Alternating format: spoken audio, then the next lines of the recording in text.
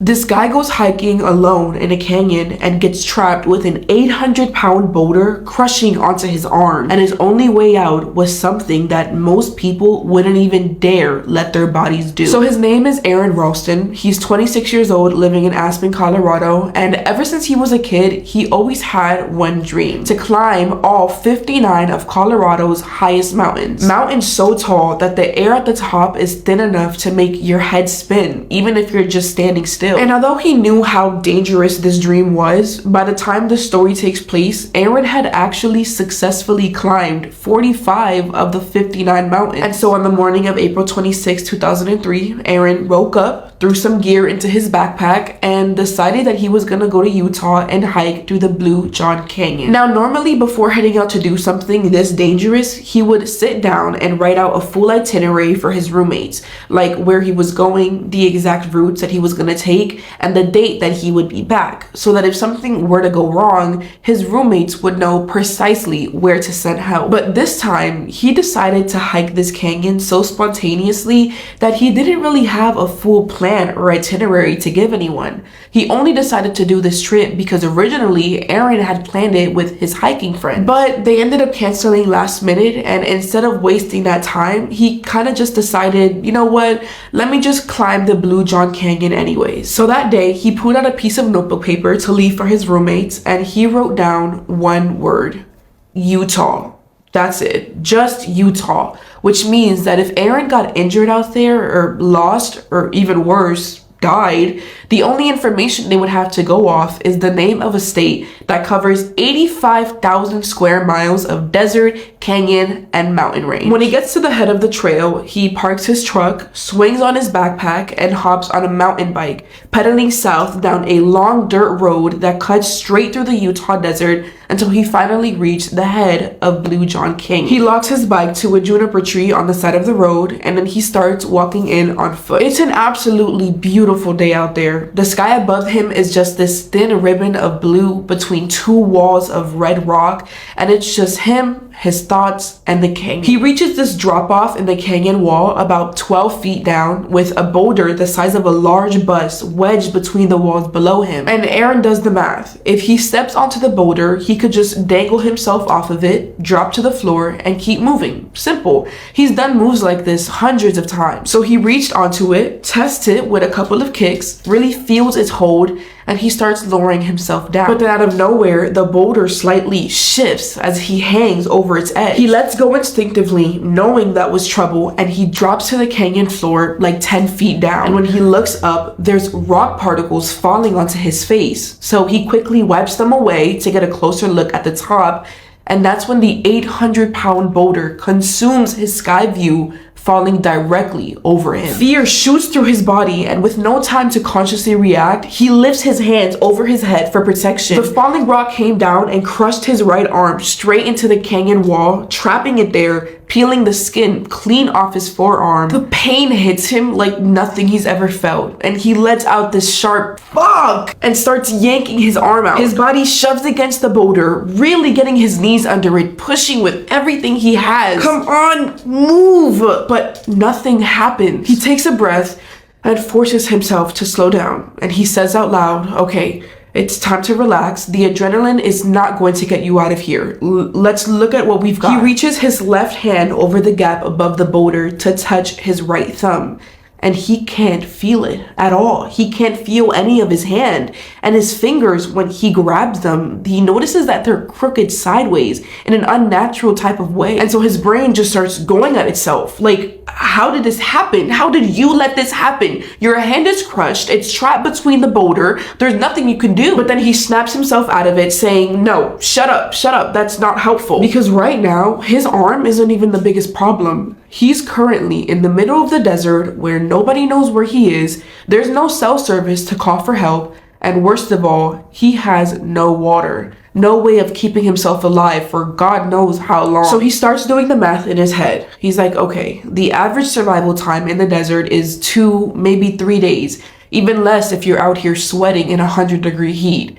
And just his luck, he's already out here sweating in 100-degree heat. So he comes to the realization that if he doesn't find a way out of here within the next day, he will die out here. So he starts running through all of his options. He can try to chip the rock around his hand with his multi-tool, hoping that it'll loosen the rock and he can wiggle his hand out. He can try to rig some type of anchor system above him and lift the boulder off. Or, and he pushes this one to the back of his mind, he can amputate his arm. He goes with the first option. He pulls out his multi-tool, unfolds the blade, and starts sawing into the boulder, trying to chip away as much rock as possible. It barely leaves his scuff. He changes his grip and stabs at it, but still nothing. He tried building a pulley system that'll lift the boulder off, even if it was just a couple of inches, but it never moved the rock a single inch. After a full day later of being trapped in the canyon with an arm that's slowly and painfully being crushed, Aron is sweating, panting, running on nothing but hunger, thirst, and pain. And so he stops chipping at the rock for a second just to take a breath. And that's when he hears it. Voices. They're distant, echoing through the canyon walls, but it's voices, like actual human voices. And not wanting to waste another second, he just screams, "Help!" And then he waits, completely still, trying to control his breathing, but nothing comes back. So he screams again, louder this time, with this desperate, shaky tone to it, waiting again, listening as hard as he possibly can. But slowly, they start dissolving into something else. The scraping, scratching sounds of a kangaroo digging around in its nest somewhere in the canyon walls. It wasn't a person. It never was. By day 3, any snack that he had was gone. He's been drinking his own urine just to stay hydrated, and his arm stopped feeling like his arm. And somewhere in those quiet hours, sitting alone in that canyon with nothing but his own breathing, it really starts to settle in. He might actually die here. And not wanting to disappear into the canyon like he was never there, not wanting his family to spend the rest of his lives with no answers, no closure, nothing to hold on to, he pulls out his multi-tool and starts carving into the sandstone wall. He engraves his name, his date of birth, and the date that he believes he's going to die. And then he pulls out his camera, points at himself, and just talks. Aron Ralston. My parents are Donna and Larry Ralston of Englewood, Colorado. Whoever finds this, please make an attempt to get it to them. Be sure of it. I would appreciate it. And then he just waited for the night to take him, fully expecting that he will be sent to a place where his arm will no longer be in pain. But it doesn't. Instead, somewhere in the darkness, as his body starts to give out and his eyelids can't hold itself open anymore, he has a dream. And in that dream, he sees a little boy, maybe 3 years old, running towards him across this beautiful sunlit floor. And he reaches down and scoops him up with his left arm, because in this dream, his right arm isn't there. And he just gets this overwhelming feeling that this little boy is his son.